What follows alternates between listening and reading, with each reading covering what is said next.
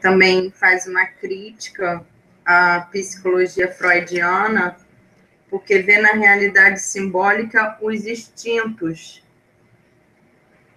Mas, na verdade, a realidade simbólica tem uma vida interior significativa para além dos sentidos. E aí cita Edinger. Não conheço. Também assuntos mais para frente. Né? Até uma forma de se contrapor ao Freud é um pouco, né, trazer para o Jung. E aí vem o Jung, que diz que o símbolo, no livro dela, ela cita isso, né, que o símbolo liberta os instintos para um outro nível de significado, que humaniza e acultura a energia animal bruta, que a ausência de simbolismo sobrecarrega a esfera do instinto e que quando reconhecemos o arquétipo no símbolo, esvaziamos a dor ou lhe damos um sentido. Essa parte é interessante. A dolorosa evolução da consciência humana. Então, gente, eu sinceramente acho mais complicadinho esse livro, né? Merecer até uma preparação melhor para fazer a leitura dele. A preparação vai ser futura, porque quando a gente pegar o Jung, pegar Platão, pegar Plotino, porque são essas ideias que fundamentam essa linguagem.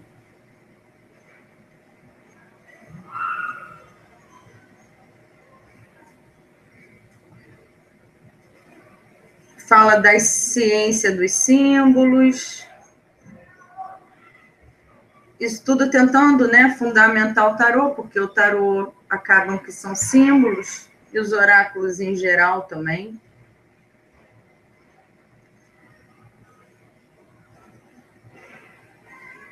E dessa ideia da existência de uma ordem no universo, que existe uma ordem no universo. E os símbolos, de alguma forma, têm relação com essa ordem. Somos um animal simbolizante, que o símbolo reconduz o ser humano a uma reunião de potências interiores de ordem puramente experimental e não intelectual e abstrata. Complicado também, né?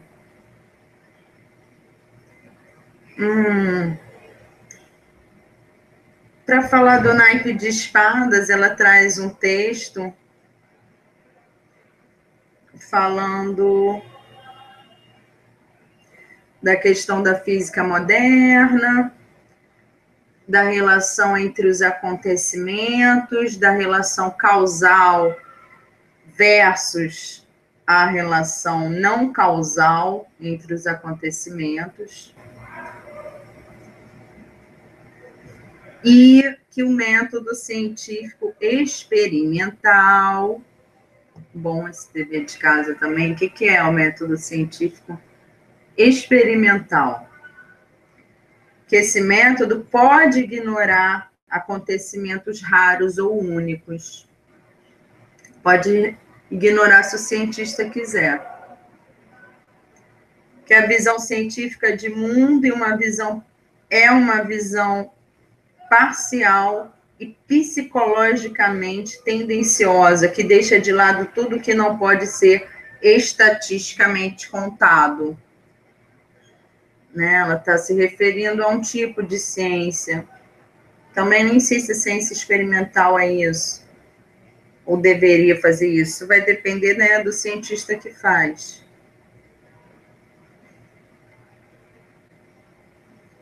Que a ciência é tendenciosa? Sim, claro sim, que a ciência é tendenciosa. Ela é feita por seres humanos, né? O que se diz, então, do universo do acaso, né? Então, essa visão do acaso. O que podemos dizer sobre o acaso?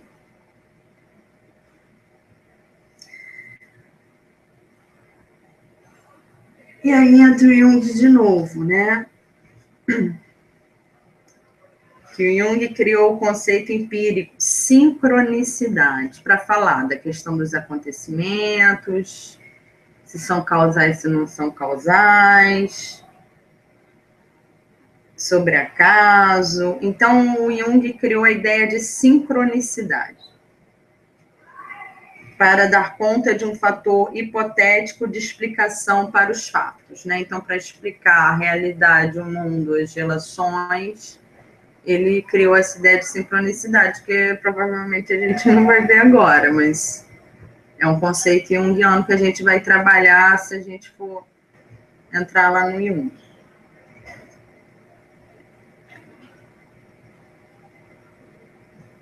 E esse conceito de sincronicidade é como se fosse um equivalente e complementar ao princípio da causalidade, né? Talvez para aproveitar e tentar explicar a questão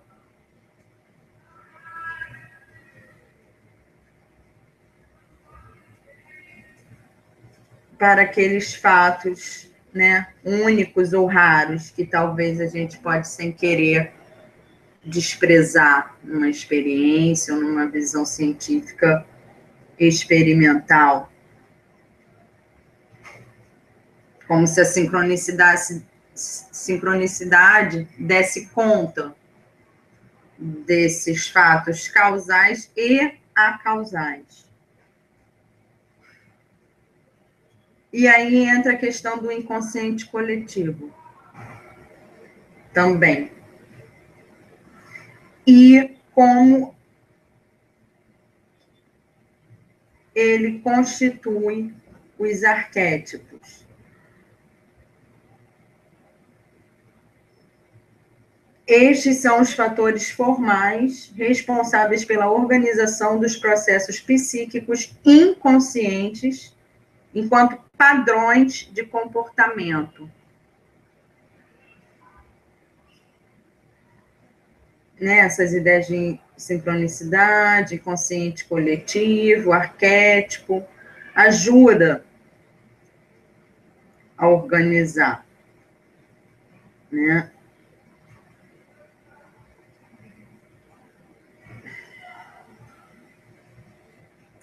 Esses padrões de comportamento têm uma carga específica que se expressa como afetos que produzem o que Jung chamou redução do nível mental da razão.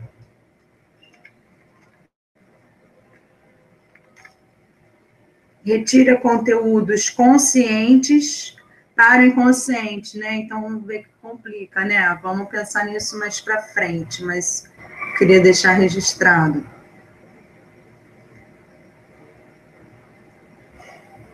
Uau, aí tem um parágrafo do livro que ela vai falar sobre esse fenômeno sincronístico. Eu marquei para ler.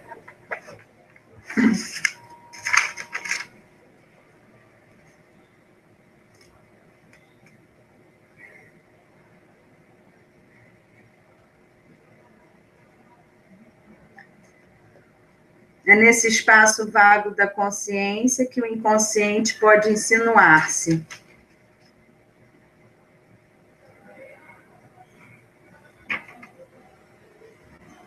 Numa espécie de operação de mão dupla, caracterizando o fluir da energia psíquica.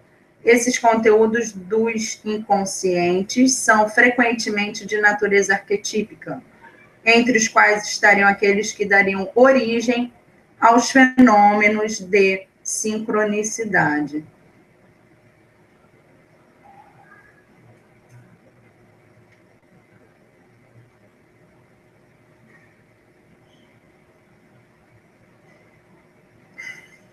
Vamos entrar isso depois lá com Jung, gente. Então, tem esse objetivo de abranger a totalidade, né? Apesar deles falarem de acaso, falarem de único, de eventos únicos, eventos raros, né? tem essa pretensão de abranger uma totalidade, até para abarcar esse tipo de fenômeno também.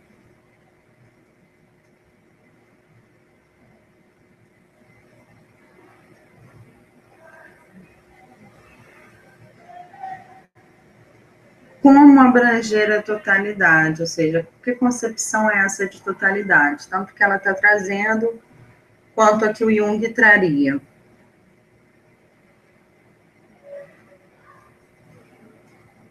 E eles trabalham com essa ideia de que tem relação com o princípio acausal de conexão. E aí entra o processo de individuação, conhecido pela ideia também de self, e que continuamos com Jung. Traz a semelhança com tal, com a ideia de tal, caminho, né, do tal, de um princípio integrador, sempre igual a si mesmo. Entretanto, a sincronicidade requer um personagem humano, porque é a consciência que dá sentido à coincidência. Interessante essa parte, hein?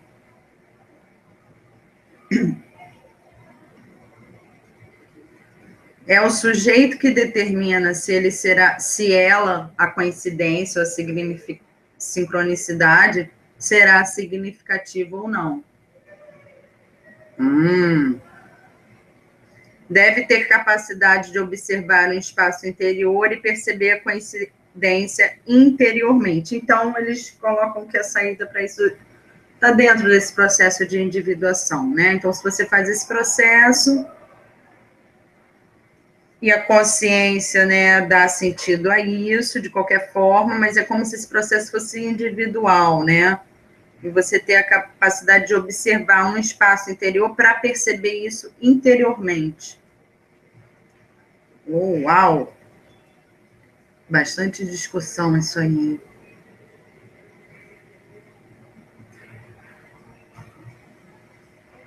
Que o inconsciente coletivo participa da ocorrência arquetípica.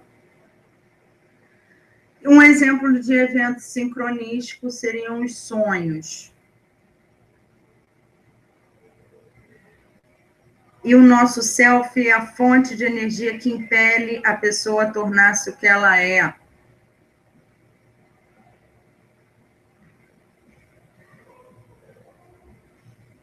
Em torno de um motor que é imóvel,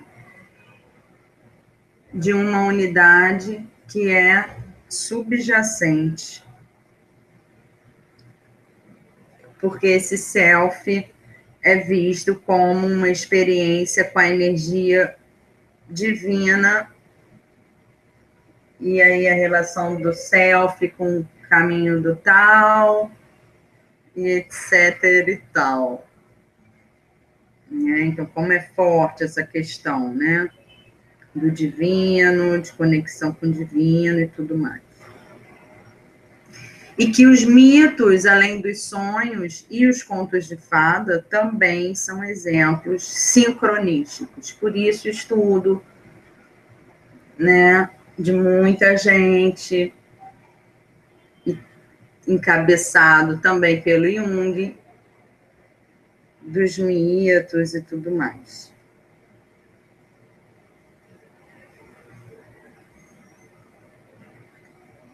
E a ideia do herói. Eita. Então, entrar em sintonia com o self é buscar a iluminação, ideal ético de viver o tal em harmonia.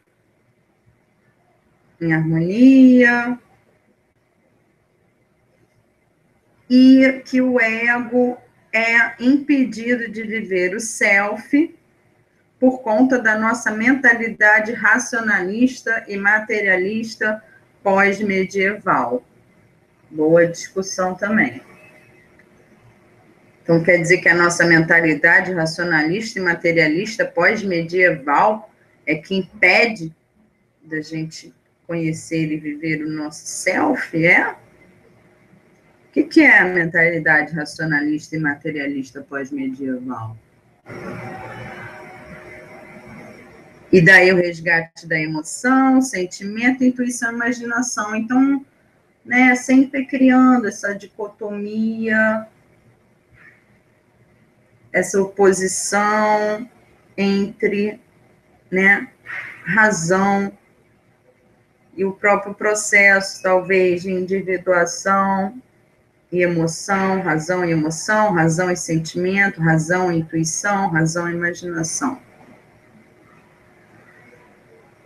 Bem cartesiano, né? Existe uma crítica ao pensamento cartesiano, mas ele acaba sendo reproduzido. Porque se cria de forma cartesiana uma posição entre razão e emoção, por exemplo.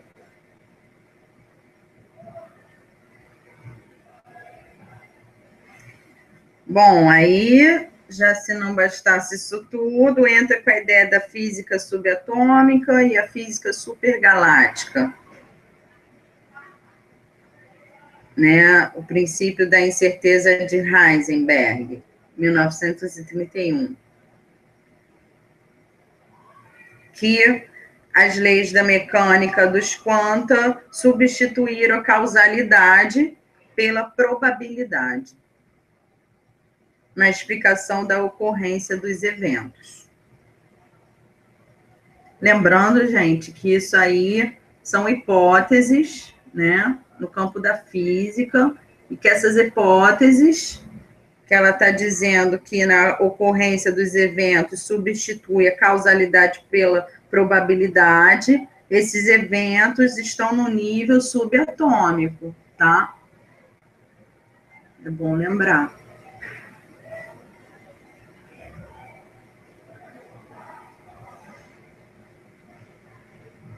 Quando a matéria uma hora se comporta como partícula e outra hora como onda. Então, gente, putz, estudar física aí.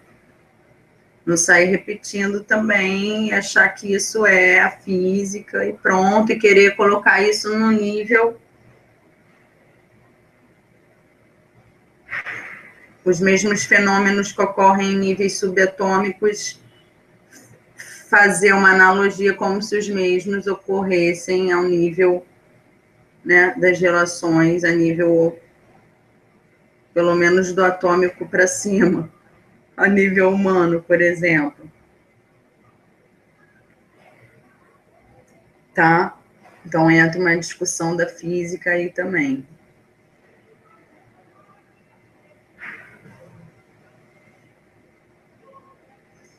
Por que essa busca aí do campo subatômico? Porque é como se eles falassem assim, então o que é que está se movendo nesse campo subatômico?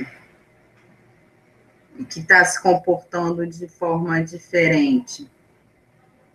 E que o que se move quando esse movimento se expressa é o campo da psi, é a parte da psicologia. Talvez ela esteja nesse meio. E volta aquela ideia, o grande pensamento, a mente universal, o espírito, a entidade universal, que em escala cósmica ou infratômica, os sentidos são ilusórios, né? Então, os nossos sentidos nessas escalas subatômica, por exemplo, realmente são ilusórios. O que a gente vê realmente pode não ser.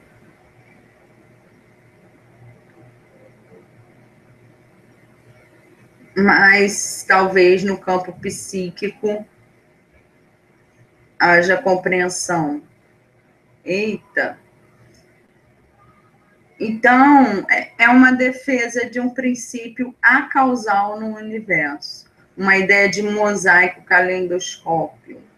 Né? Então, como se o universo tivesse esse grande princípio acausal.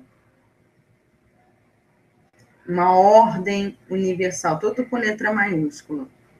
Fiz até um esqueminha desse conceito de sincronicidade do Jung, que aparece Hipócrates, Pitágoras,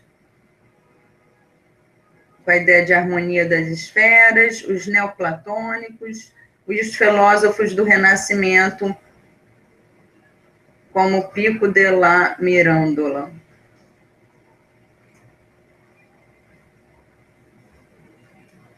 E vem isso tudo para quê? Para criticar a causalidade de Newton, Isaac Newton.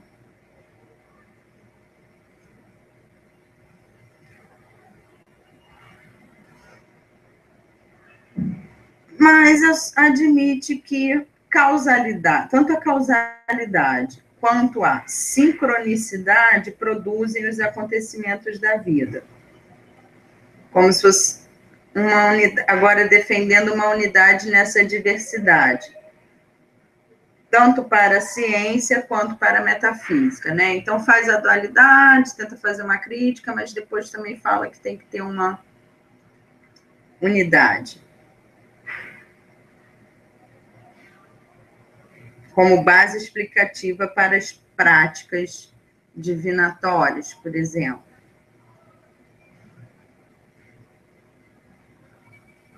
Né? E aí puxando de novo para essa ideia de como se a vida tem uma força que impõe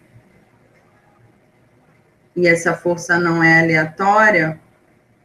Então são bastantes ideias, né, que podem ficar até confusas.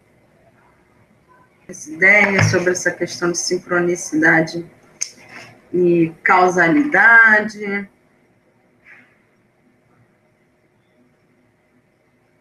Que a experiência sincronística, né, atribui aos sonhos e aos mitos importância em nosso dia a dia, através da imaginação ativa, ou oráculos para uma ampliação da consciência, né? Então, como se os mitos e os sonhos ajudassem,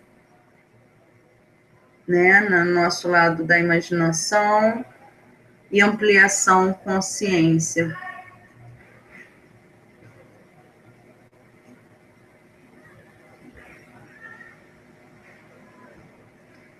Então, essa tentativa de ver o mundo por enfoque não causal. Não causal. Métodos mânticos, astrologia e Xing, compreensão das operações do inconsciente.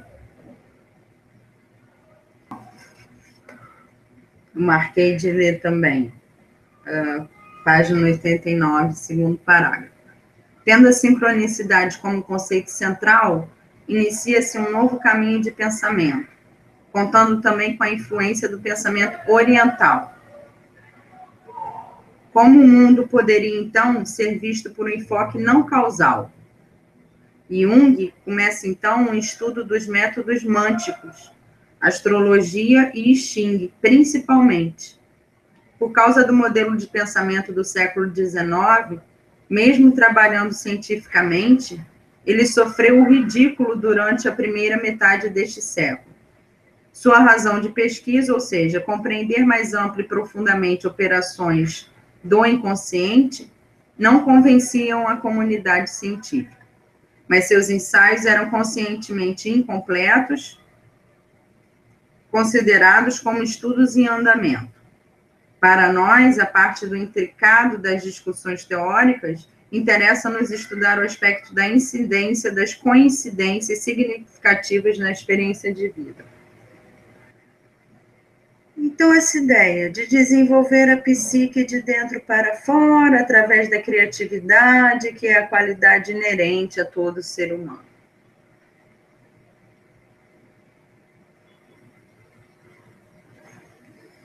Né? E para você fazer esse trabalho psicológico, né, a causalidade não ajuda a interpretar e trabalhar com essa dimensão, segundo a autora.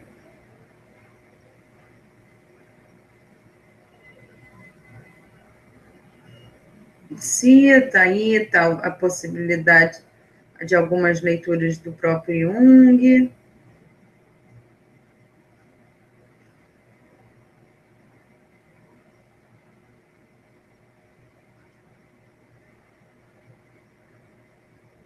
uma ideia de redução da vigilância racional, tornando o nível psicoide uma linguagem, como se fosse um outro nível de percepção.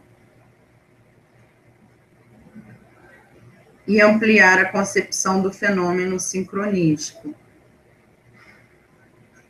E por que né, isso está sendo colocado e falado? Porque isso pode trazer horizontes novos a impasses de vida. Então, você está diante do impasse. Fazendo esse trabalho é como se te trouxesse uma nova percepção, uma nova visão, né? E pode te ajudar a superar, a contornar algum impasse da vida. Tentando voltar no tarô. Então, é como se tivesse uma relação sincronística entre o homem e a divindade através do jogo. Quando faz a pergunta, está se comunicando com o próprio inconsciente, né? Parece que o pessoal acha que o inconsciente está ligado a essa ideia de divindade. Então, voltando ao tarô, que o tarô teve origem em padrões do inconsciente coletivo, tendo acesso a um potencial de expansão de consciência disponível, como uma dessas fontes não racionais que entra em contato com a psique humana. Tarô é uma ponte não racional?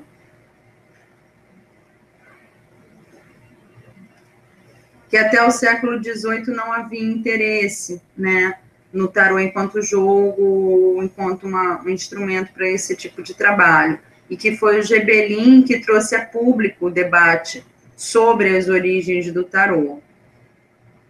Né, na Itália, conhecido como naipe, jogos de salão e para o ensino de crianças também.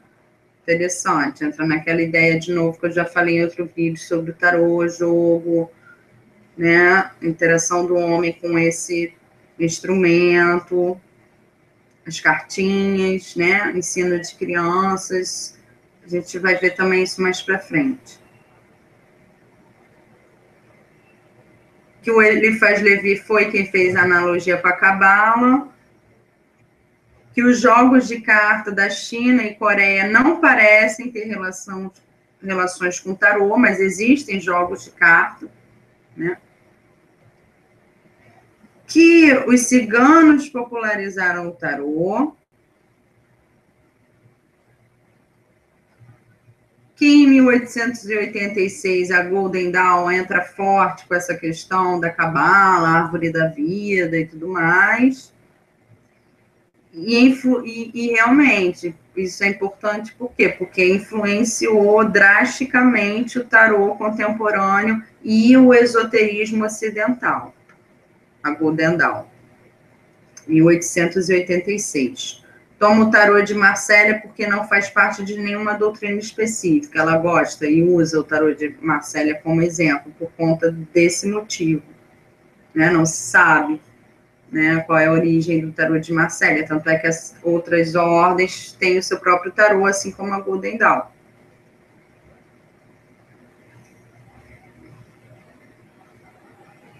Então, compara o tarô a um mito que descreve os padrões do desenvolvimento psicológico. Interessante.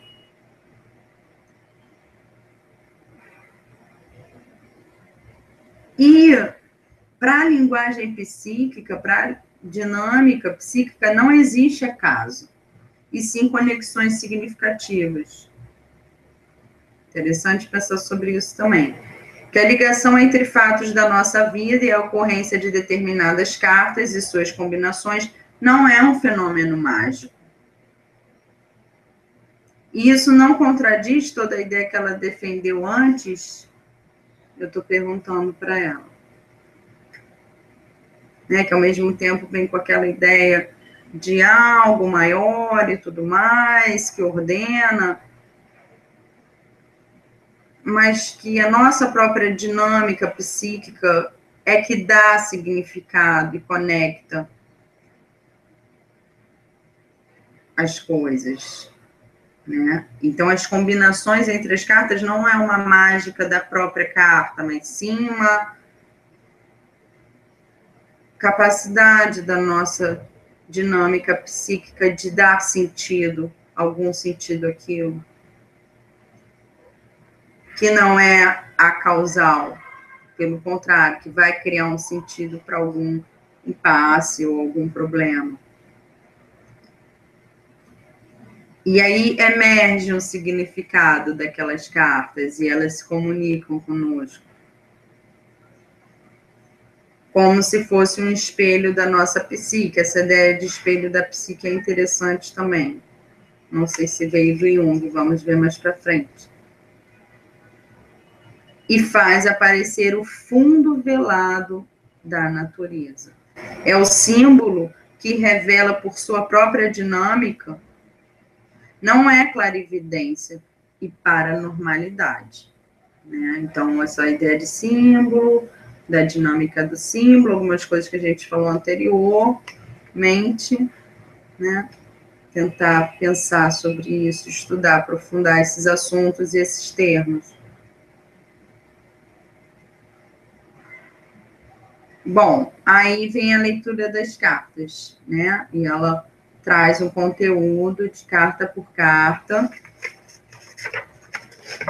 que é interessante, é bastante conteúdo. E a gente pode até comentar as cartas da capa. E uma boa bibliografia interessante também para se pensar, né? No livro de tarô, a gente acaba, então, através do tarô, entrando nos assuntos que eu já tenho sinalizado, né? No próprio livro dela, você tem, por exemplo, Emily Durkheim, né? Então, traz a sociologia para discussão, num livro As Formas Elementares da Vida Religiosa.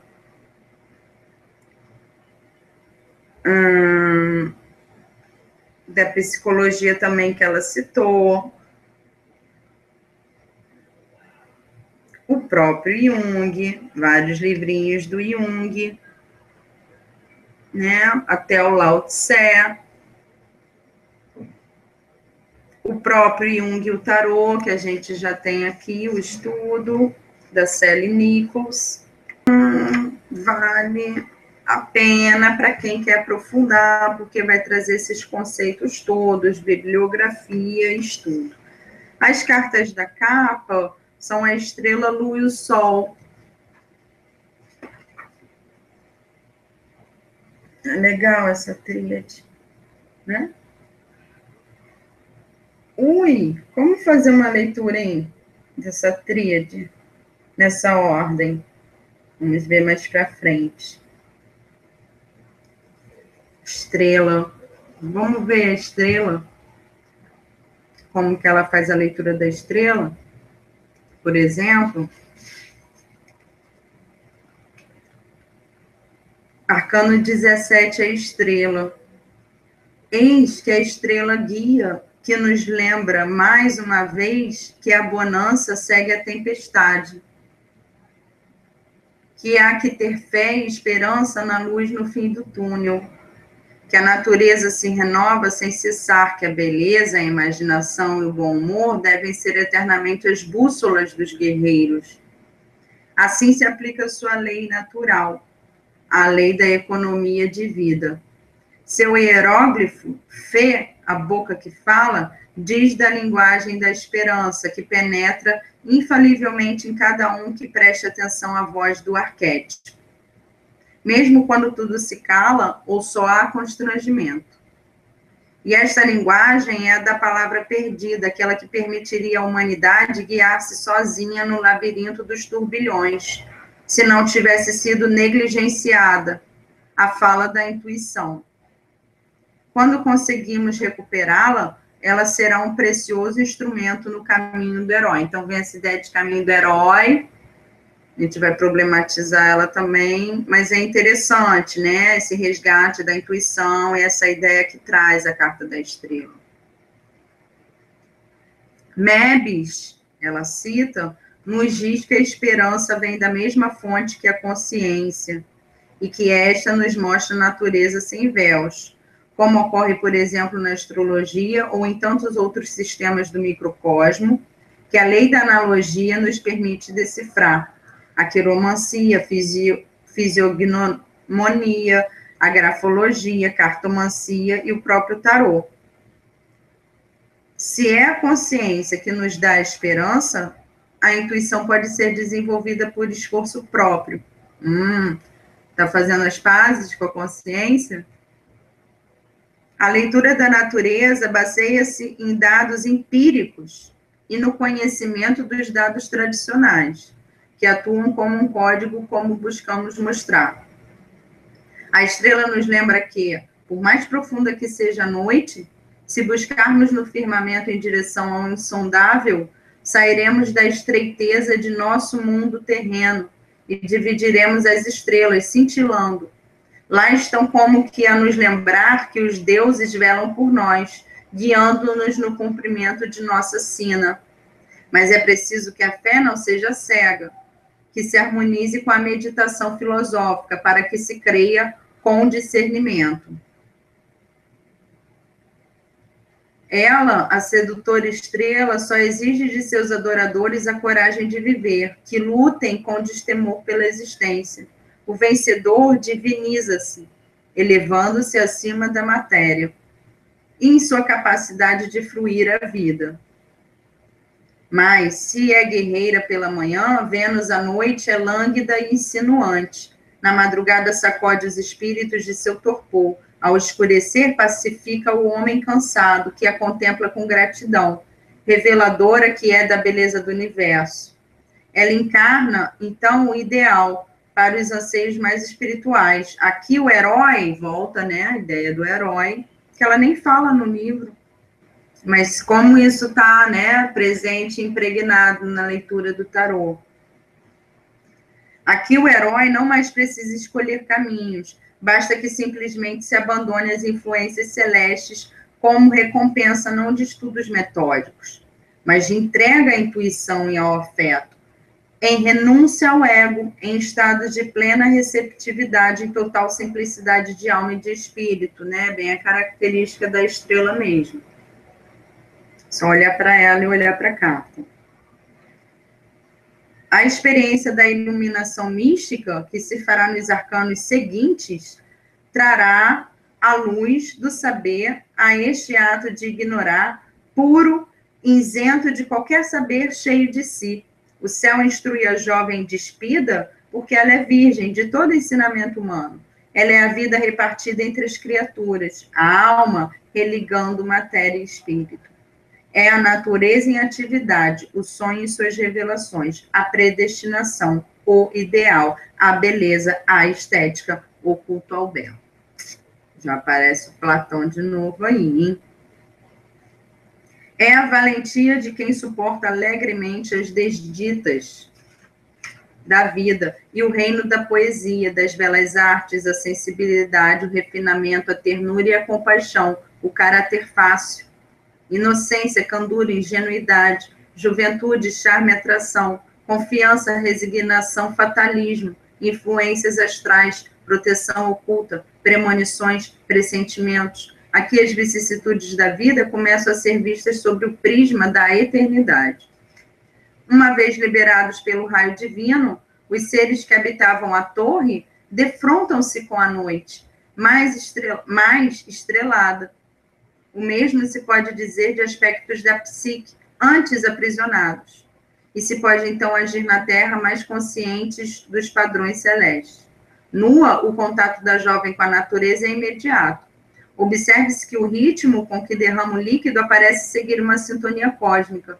Sua postura sugere humildade e simplicidade, em que se transformou a humilhação do arcano anterior. Observamos também que um sistema solar, sendo um conjunto de elementos, lembrando que o arcano interior, a estrela e a torre. Os astros estrelas, referidos a um centro, assumem, por isso, a forma de uma mandala, imagem de totalidade que frequentemente aparece em sonhos e visões em períodos de caos e confusão que normalmente segue os eventos violentos, como o do arcano anterior. A estrela que surge, então, no firmamento, apresenta uma nova configuração, uma nova totalidade que se torna acessível à consciência, emergindo das profundezas, pois nota um centro fixo. O movimento, o gesto com as ânforas, antes comentado no arcano da temperança, fala-nos, mais uma vez, das etapas do processo alquímico. As 7 fases desse processo estariam simbolizadas pelas 7 estrelas, equivalente aos 7 planetas, em torno do centro, a 8ª estrela, o Sol. A ideia da elaboração da grande obra é particularmente interessante quando pensamos no caminho da reestruturação após o arcano 16, a torre. Os alquimistas acreditavam que apenas engajando-se na ars magna, o espírito humano seria realmente livre, e que este seria o trabalho de toda uma existência, tarefa solitária ou de parceria, especialmente devotada do sexo oposto.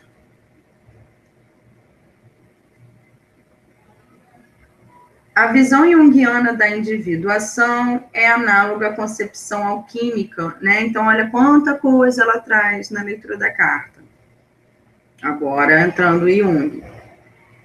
Nesse sentido, a estrela representa um importante passo para uma participação mais ativa e consciente no processo de individuação, que é o conceito de Jung que a gente vai ver mais para frente com ele mesmo. Como vimos, ao dispensar as asas da temperança, ela já se mostra mais humana, a estrela, mais próxima do mundo dos homens, mediadora entre céu e terra. Traz-nos a ideia de Jung, de que a libido espiritual e a libido física são, em essência, uma só, com diferentes programações. Normalmente, estrelas sempre simbolizam forças de orientação, seja para marinheiros, viajantes em geral, para astrólogos, para o exemplo mítico dos Reis Magos e a estrela de Belém. A luz da estrela, ao contrário do clarão, do relâmpago que fulmina a torre, tem uma escala humana, não cega, nem destrói, nem queima como o sol. É como a iluminação da lanterna do eremita, controlada, própria para a assimilação humana. É um padrão, ao mesmo tempo, predeterminado e mutante, eternamente. Pois sua luz chega até nós milênios após deixar sua fonte. Desse modo, sua luz nos conecta a cada momento com um tempo transcendente. Isso talvez tenha relação com a crença popular de que quando você pede algo à primeira estrela que surge na noite, seu desejo se torna realidade. Nos lembra a frase do mestre Eckhart: o olho pelo qual eu vejo Deus é o olho pelo qual ele me vê.